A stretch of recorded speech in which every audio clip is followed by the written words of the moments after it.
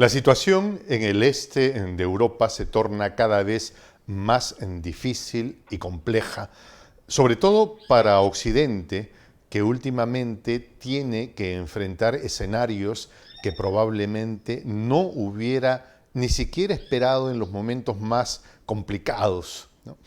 De pronto, un mandatario francés como el señor Macron diciendo desde China a los Estados Unidos: no somos sus vasallos, no nos vamos a comprar un pleito por las puras, mientras que se filtran documentos de inteligencia, ya nos explicarán más sobre el tema, en el que se dicen muchas cosas como que las esperanzas de una victoria ucraniana son muy complejas e incluso señalamientos de que se hubieran diluido, entre comillas, más de 400 millones de dólares enviados de los contribuyentes estadounidenses, plata que salió del contribuyente estadounidense y que se habría diluido, entre comillas, en el entorno del presidente Zelensky.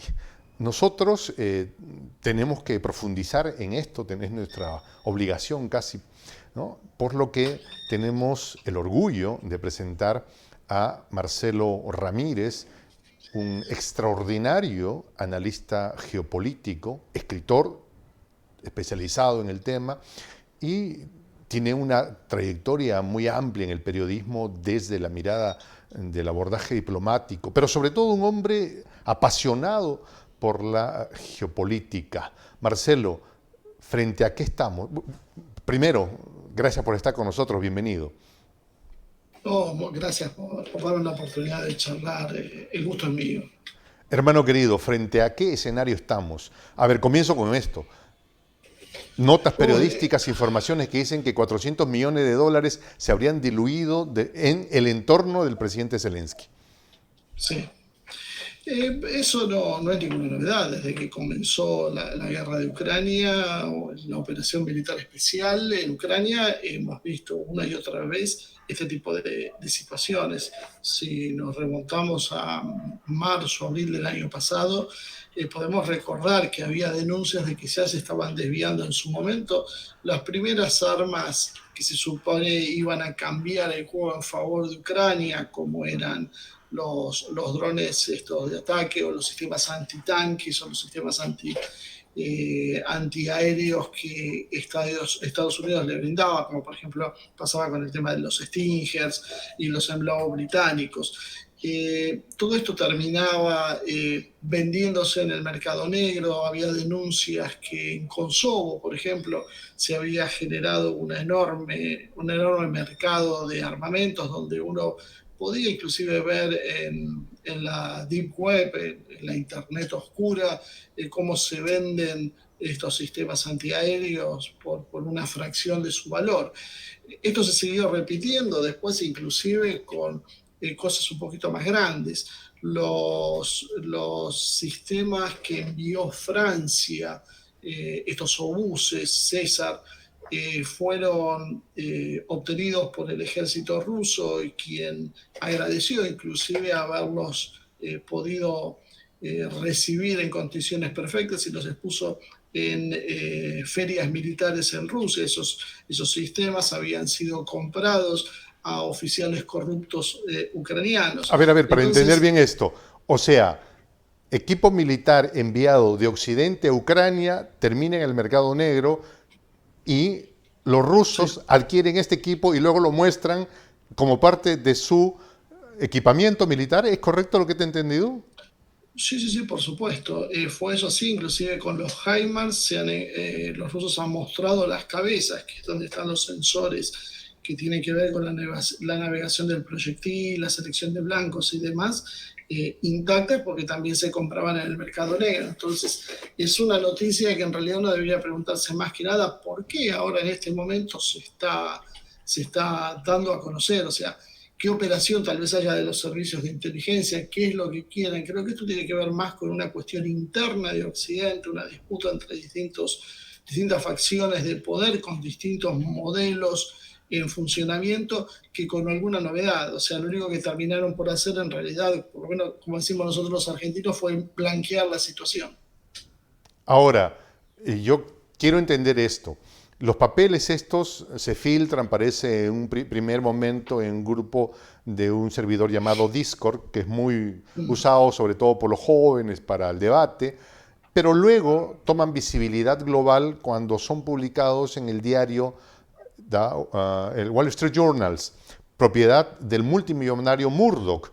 Y entonces uno Mm. dice, lo que se publique ahí tiene que ver con los intereses de Murdoch, porque Murdoch no es una santa paloma, no es la hermanita de la caridad. Mm.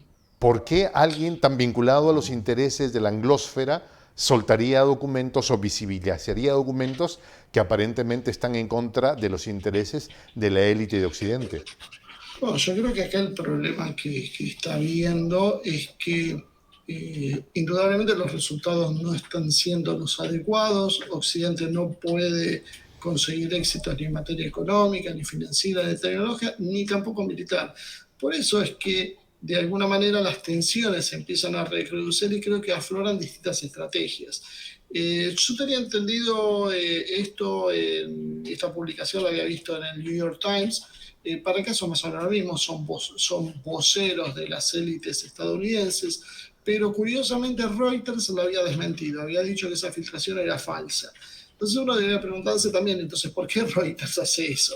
Y ahí es donde tal vez empecemos a ver, bueno, Reuters más ligado a los intereses británicos, que han sido los más agresivos en la cuestión militar, tal vez tenga que ver con que algunos intentan forzar un proceso de paz. Estamos nosotros viendo desde hace un tiempo visiones contrapuestas, a veces llamados a pacificar, que uno los puede leer como un síntoma de debilidad, pero después, a continuación, algún otro sector toma alguna determinación que acelera la crisis o sube la escalada. Por ejemplo, cuando se empezó a hablar, Estados Unidos mismo empezó a hablar de un proceso de paso a algunos sectores de Estados Unidos y que se hablaba que habría que forzar a Zelensky a que de alguna manera, yo esto lo pongo entre comillas, ¿no? Porque forzar a Zelensky, todos sabemos en realidad a quién responde en realidad Zelensky.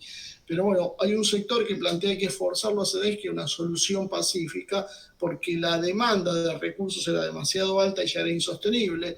En ese mismo periodo aparecen los británicos enviando misiles, misiles antiarmadura, serían los que se usan contra los blindados con núcleos de uranio empobrecido, lo cual era una de las líneas rojas y vuelve a incrementar la tensión. Este tipo de juegos se ha venido dando desde hace mucho tiempo y esto yo creo que muestra que hay divergencias dentro de lo que es el occidente colectivo. No hay una estrategia unificada y a medida que los resultados no se van dando, esto empieza a agrietarse. Las mismas declaraciones, después lo podemos charlar un poquito más, de Macron, trajeron ya un cortocircuito con Scholz, con el alemán, porque claro, son dos posiciones totalmente contrapuestas. Alemania se muestra mucho más subalterna que Francia, que si bien es dependiente en gran medida de Estados Unidos, tiene otros antecedentes y parecería tener, o por lo menos intentar tener algún margen de maniobra un poco mayor. ¿Estamos ante la doctrina de sálvese quien pueda? A medida que no aparezcan los resultados, seguramente esto va a empezar a verse, sí, sí. Sí, porque es natural, porque empiezan las presiones también económicas. Por ejemplo, la empresa Danone ha formulado alternativas ahora, marcas alternativas para estar en el mercado ruso. Y eso produce un impacto. La empresa que fabrica el vodka de Absolute, es una empresa de origen francés, si no recuerdo mal, Ricard, han anunciado que van a volver a operar en Rusia con el vodka sueco. Y esto son muestras de que, bueno, estábamos afectando a negocios importantes, hay gente que no ve con claridad el resultado, no sabe bien para qué, y como hay creo que distintos objetivos dentro de Occidente. Bueno, yo también se acordar una frase que se le atribuye a Lenin cuando dijo los capitalistas nos van a vender las sogas con las que lo vamos a ahorcar. Bueno, más o menos creo que está pasando eso. O sea, las ambiciones de Occidente presionan. Lo vemos, por ejemplo, con la compra de petróleo y combustibles que hacen los distintos países europeos. Por un lado aplican las sanciones, por otro lado compran los mismos productos tercerizados en el mercado negro o a través de la India por un costo mucho mayor. ¿Cuál es el sentido de eso? Y bueno, que hay negocios e intereses detrás, no se consigue una posición homogénea. No faltan quienes dicen inclusive que el gran problema que tiene Occidente precisamente es que no tiene una posición homogénea y que hay traiciones constantes. Bueno, esto es bastante natural y como todo, cuando hay una marcha victoriosa, esto se cubre, se tapa y terminan por imponerse aquellos que han liderado esta ofensiva. Ahora, cuando los resultados no se dan, las divergencias sí empiezan. ¿Será que Europa no tiene tampoco una larga historia de ser muy fraterna y muy acompañante de sus procesos, ¿no?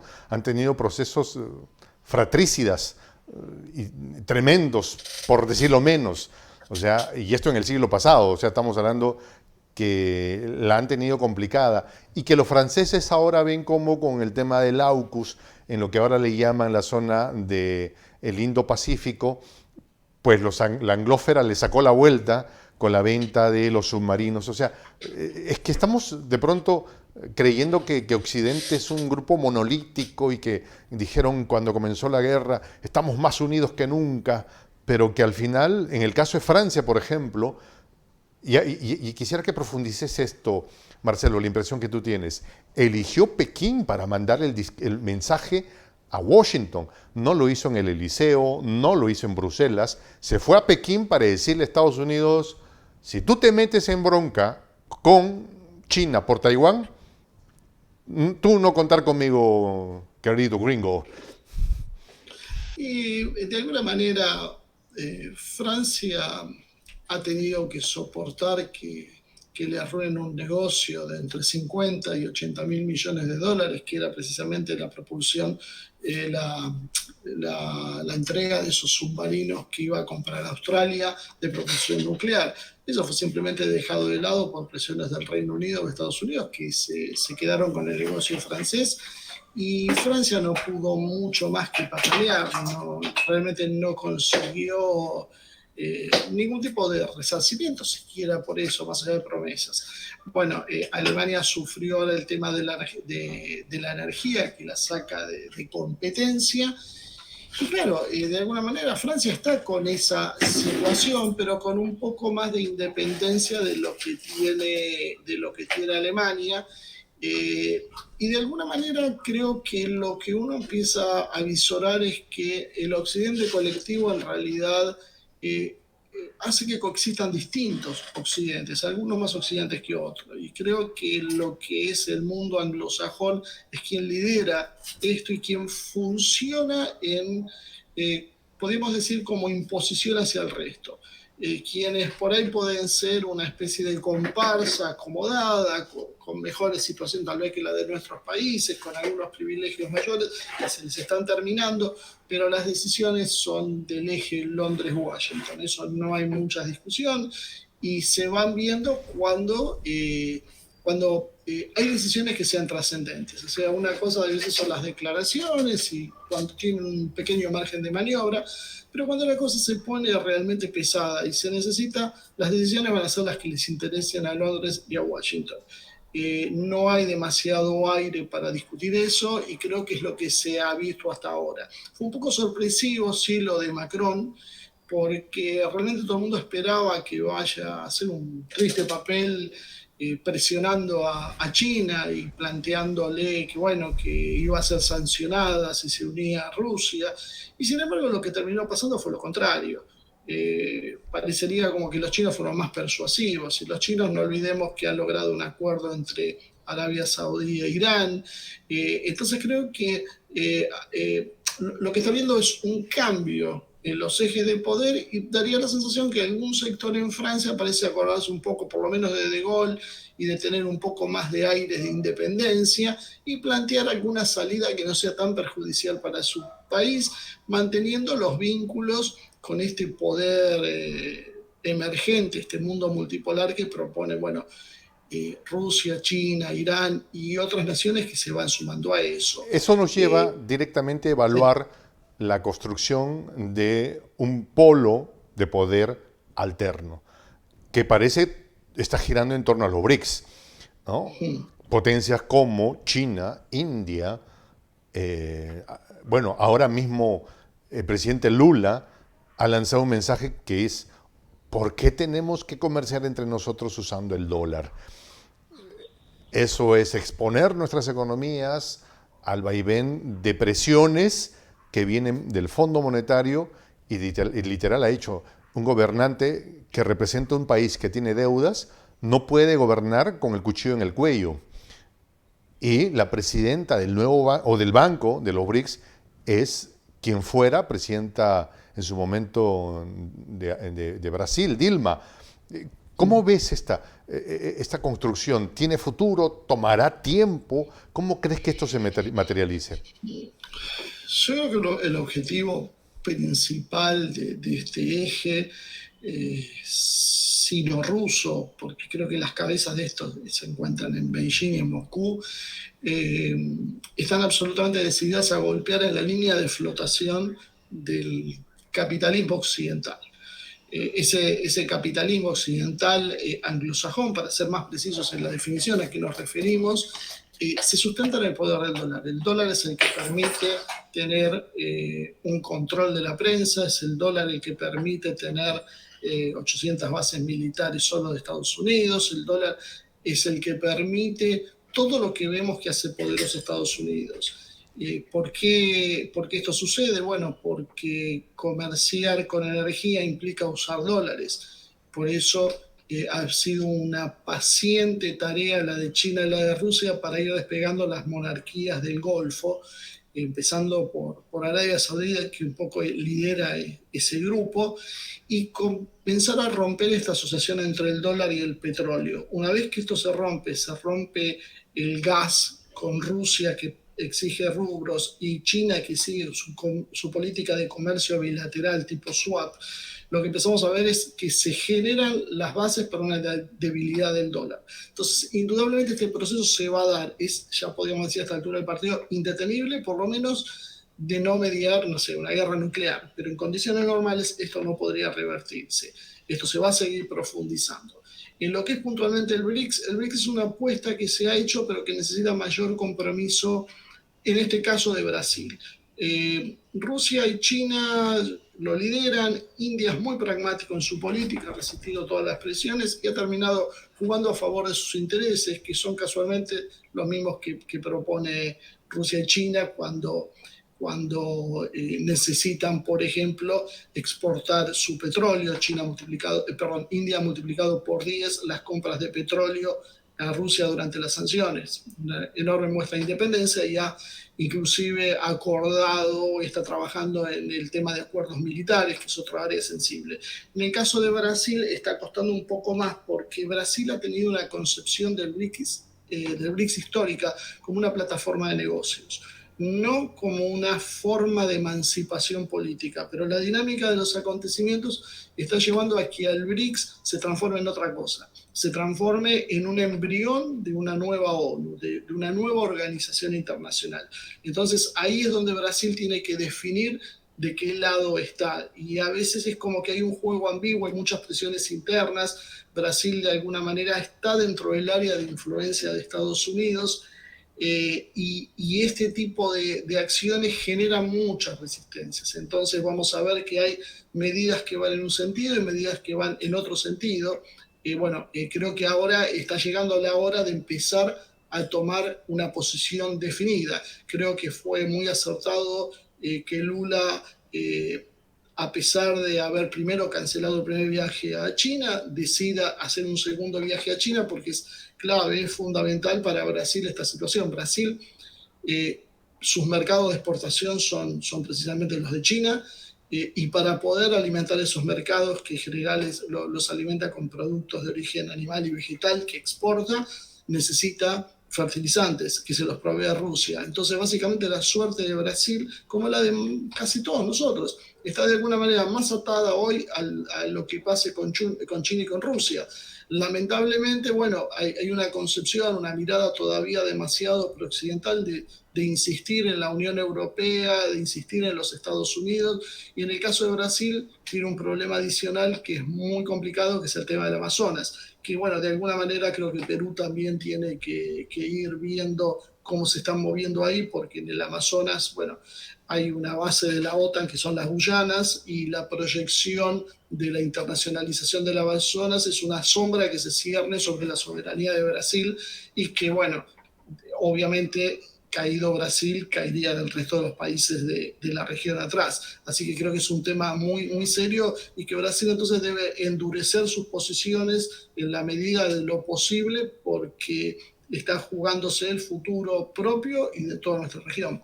Curiosamente, Francia se reclama a sí misma como país amazónico, ¿no? Claro, claro, sí, sí, Curiosamente. sí. Y si uno mira el libro blanco de defensa brasileño, una hipótesis de conflicto, que se entendió mal en su momento, cuando hablaba Brasil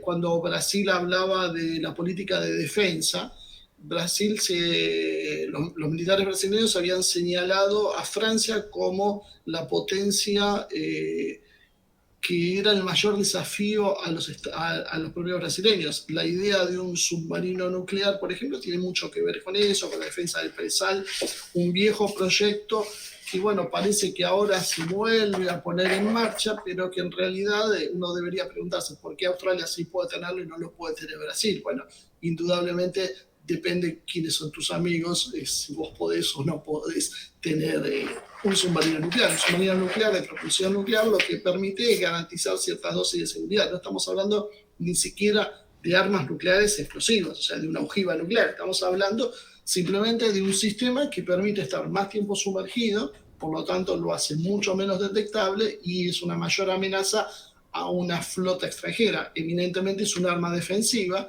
y sería muy importante que se desarrolle por ese lado Brasil, que pueda conseguir, porque aparte es una muestra de independencia real, concreta, tangible y no solo declamativa. Claro que sí. Ahora, en este escenario o en este punto del análisis, toca revisar la situación en la que se encuentra Latinoamérica y el Caribe, la amada patria grande. ¿Cómo puede jugar? O sea, ¿está en capacidad de jugar entre los hegemones o nos tocará seguir siendo los espectadores de un proceso en el que solo nos toca aplaudir y vender nuestros recursos naturales a precio de huevo roto? Hay una expresión, creo que es de origen español, y dice, te toca bailar con la más fea. Bueno, es más o menos lo que nos ha tocado a nosotros, porque es el último refugio que tiene Estados Unidos. Estados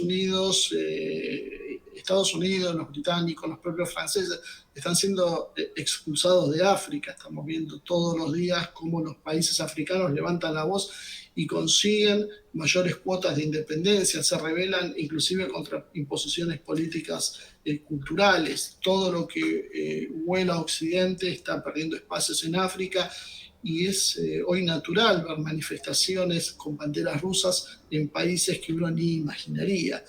El sudeste asiático es un área de influencia cada vez mayor de China, lo mismo que sucede con Asia Central. Medio Oriente está ganando espacios una vez más Rusia y China. Por lo tanto, no hay mucho más para Occidente. Queda Europa, que está en guerra, y su patio trasero, su patio delantero, como ahora parece que nos ascendieron. O sea, lo último que queda de Estados Unidos, somos la última trinchera de Estados Unidos, por lo tanto, ver ceder a nuestra región, tomando nuestra región, hay mi forma de denominarla. A mí me gusta hablar de iberofonía porque creo que es bastante abarcadora, en el sentido que incluye a todos los países que son de habla hispana y de habla, son lusoparlantes. A veces tengo algunos resquemores con algunas otras definiciones que, por ejemplo, podrían entrar, no sé, países que no son muy simpáticos a nuestros intereses, como es el caso de Canadá. Entonces, más allá de la etiqueta que le pongamos, nos estamos refiriendo a todos los países al sur del Río Bravo. Bueno, todos esos países tienen que ir encontrando una forma de organizarse porque realmente van a ser la última trinchera y eso significa también que se va a estar hasta el final en un proceso de dependencia con los Estados Unidos. No es casualidad que ahora Laura Richardson, la jefa del Comando Sur de los Estados Unidos, vuelva a hacer una segunda gira por la región, que se encuentre con prácticamente todos los mandatarios o personajes importantes de nuestros países para instruirlos cómo debemos actuar. Nosotros tuvimos una mala experiencia hace poco, precisamente cuando desde Washington se acaba de determinar que si la Argentina quiere tener auxilio económico por su deuda con el FMI, bueno, tiene que poner límites a la participación de China en lo que es la hidrovía, que es la más importante de Sudamérica, que no puede estar presente China, no puede comprar los aviones, los JF-17 Block 3, que en algún momento se habían barajado, no puede participar China en la construcción de las nuevas centrales nucleares en la provincia de Buenos Aires. Bueno, hay una serie de condiciones que le fija a Estados Unidos porque es su área y si la cede con China, básicamente estaría ya reducido nada más que a su propio país. O sea, eso es algo que daría la sensación que hace que va a ser bastante difícil nuestro proceso, bastante más difícil tal vez que el que estén viviendo en otras regiones del mundo donde ya están viendo la retirada de este mundo occidental a sus fronteras y pueden tener una mayor cuota de soberanía. Ahora, al sur del río Bravo, Mm. escuché, no me acuerdo quién, algún político estadounidense, dije, no, los países mexicanenses, ¿no? Los países mexicanos, los que están de la frontera para allá abajo, ¿no? Evidenciando la ignorancia de una realidad que no entenderían. Pero pasando nada más el río Bravo o el río Grande, ¿no? Depende de cómo quien lo vea, está Andrés Manuel López Obrador, un gigante que con todas las limitaciones de ser el país tan lejos de Dios y tan cerca de Estados Unidos, ha sabido poner baluartes, líneas, con mucha habilidad y con mucho respaldo de su pueblo. Alguien que ofreció llevar a cabo mega obras sin endeudar a su país. Eh, Andrés Manuel, un referente para América Latina y el Caribe, la impresión que tengo. ¿Qué reflexión tiene sobre eso? Es que es muy difícil estar en la piel de un presidente de México, porque yo, por ejemplo, uno de los programas que tenemos de economía que hacemos, lo hacemos con un muchacho que es mexicano y muchas veces hablamos de este tema y cómo lo ven ellos. Y la mirada de un mexicano es distinta en muchos aspectos a la nuestra, porque ellos dicen nuestra suerte en realidad está atada con Estados Unidos. O sea, si a ellos les va mal, nuestro país tiene grandes problemas. Nuestra principal cuota de ingreso de divisas, por ejemplo, son las remesas que mandan los mexicanos que vienen a Estados Unidos. Yo tengo una teoría eh, incomprobable, por lo menos hasta ahora, de que ellos van a modificar Estados Unidos de dentro desde la demografía, que ellos cada vez son más, cada vez adquieren más peso dentro de Estados Unidos y eso va a Están recuperando modificar. California y un poco más. Sí, van a tener que recuperar bastante más, porque el problema también tiene que ver después con lo ideológico, porque esa es la parte que tal vez no nos ponemos muy de acuerdo, porque si vos adoptás el mismo sistema que tienen ellos, en realidad, ¿quién termina controlando a quién?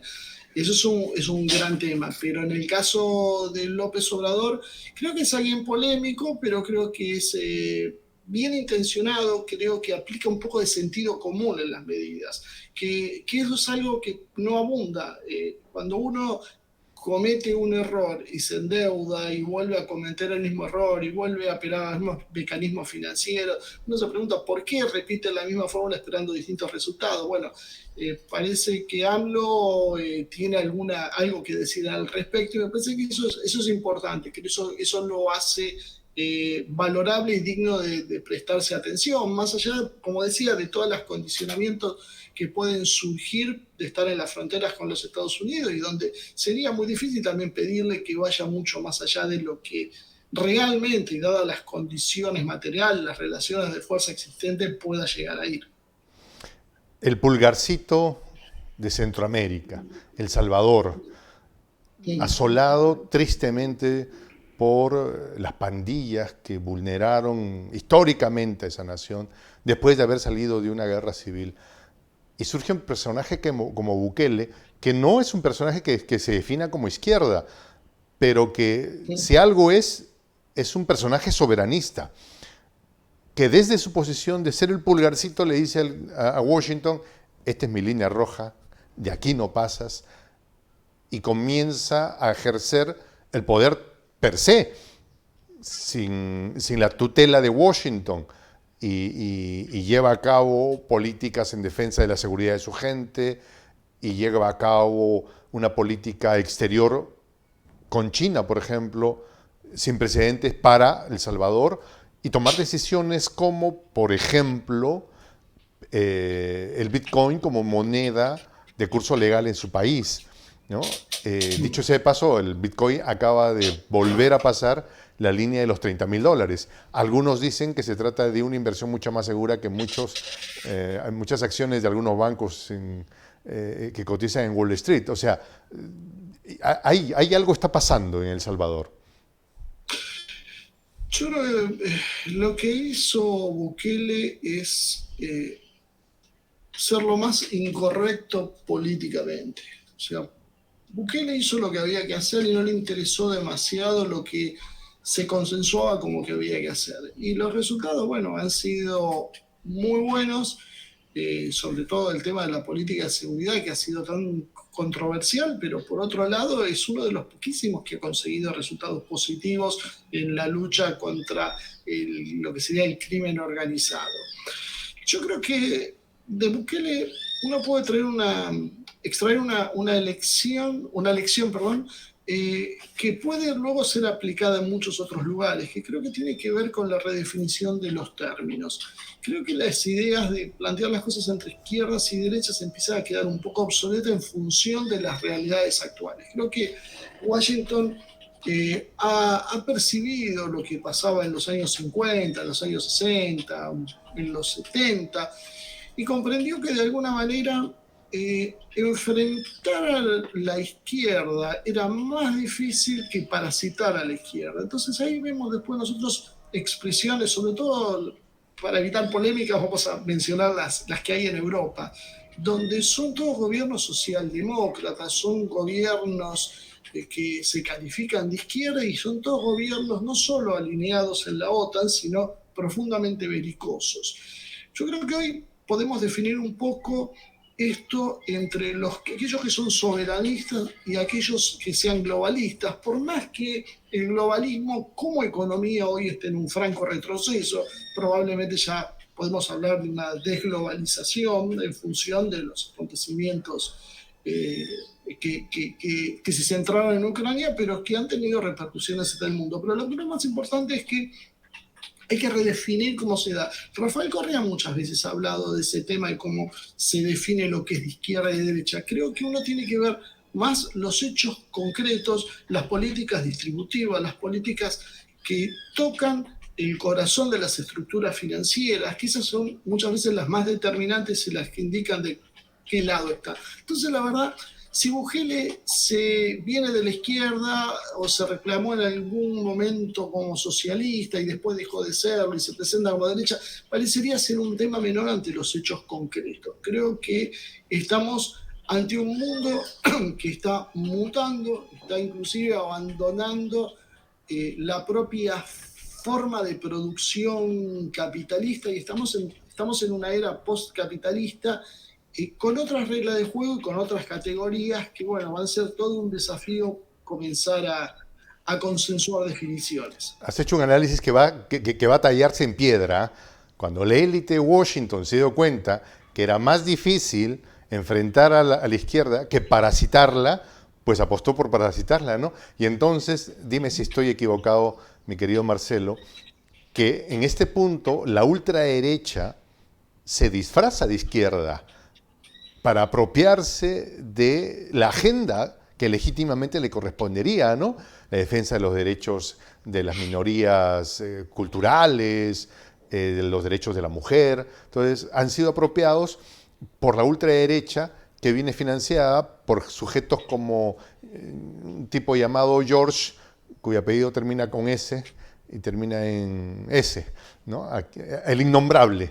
Sí, pero a este señor pues no se despierta todas las mañanas pensando en que si las minorías la pasan mal o no, sino cómo utiliza su dinero para manipular la realidad a su favor, ¿no? ¿Qué hay con esto? Una ultraderecha que se disfraza de izquierda, que la parasita. Yo creo que lo que uno tiene que hacer en estas cosas es seguir la ruta del dinero. No es una cosa muy extraña. Creo que es el ABC de todo. Es decir, bueno, quién paga y en función de uno sabiendo quién paga, uno sabe qué es lo que va a esperar. La política de las ONGs creo que han sido condicionantes hasta tal punto que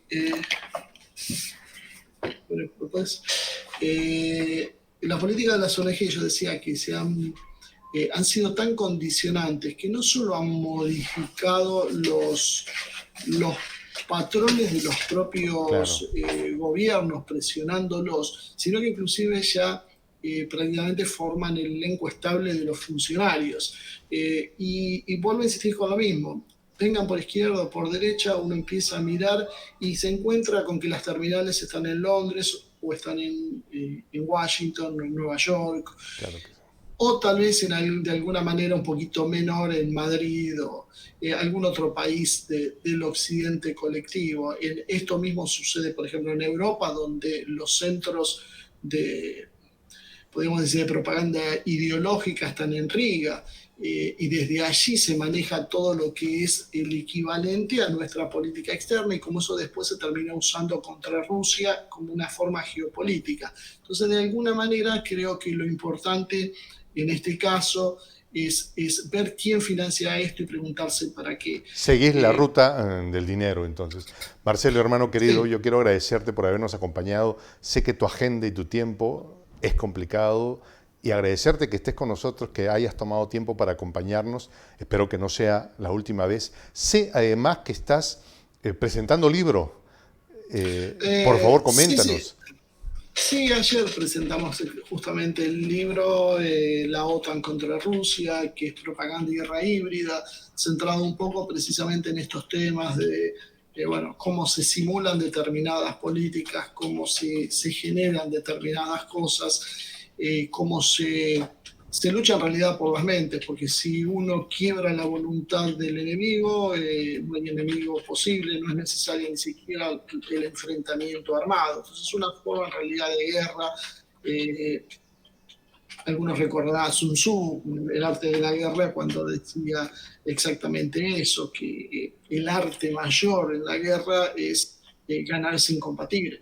Bueno, es un poco lo que analizamos, es eso, y bueno, es una aproximación, más que nada una idea de generar el debate, generar la discusión, de decir, bueno, eh, debatamos y discutamos fuera de los términos que nos dicen que tenemos que debatir, porque me parece que nos están engañando y en realidad estamos debatiendo toda una serie de cuestiones menores que a veces pasan por ser grandes reivindicaciones, pero en realidad lo que nos olvidamos es por qué en el medio de esta situación vemos que hay minorías cada vez más ricas y pobres cada vez más pobres, porque no logramos erradicar las diferencias sociales, las desigualdades, el hambre, con los desarrollos económicos y tecnológicos que hoy tenemos. Bueno, si encontramos esa explicación, creo que vamos a solucionar buena parte de nuestros problemas. ¿Dónde compramos el libro, Marcelo? ¿Dónde conseguimos el libro? ¿Está en Amazon? ¿Está en alguna librería en particular? Este libro lo edita una librería que se llama Catejón, acá en la Argentina, y Letras Inquietas lo edita en Europa. Y realmente como estos programas cuando salen por internet se ven por muchos lugares, bueno, debería cada uno tratar de ubicar en su área cuál de las dos editoriales le es más simple de conseguirlo. Marcelo, hermano querido, muchas gracias, un abrazo inmenso para ti y los ciudadanos de la Patria Grande agradecen que nos hayas acompañado la tarde de hoy. Un abrazo grande a la distancia y estamos en contacto. Encantado, un gusto y un saludo bueno a todos los que nos estaban escuchando. Nos despedimos, nosotros les agradecemos por acompañarnos. Me despido con esta expresión en el quechua milenario, en el quechua de los incas, Tupananchis Kama, cuya traducción al español es hasta volvernos a encontrar.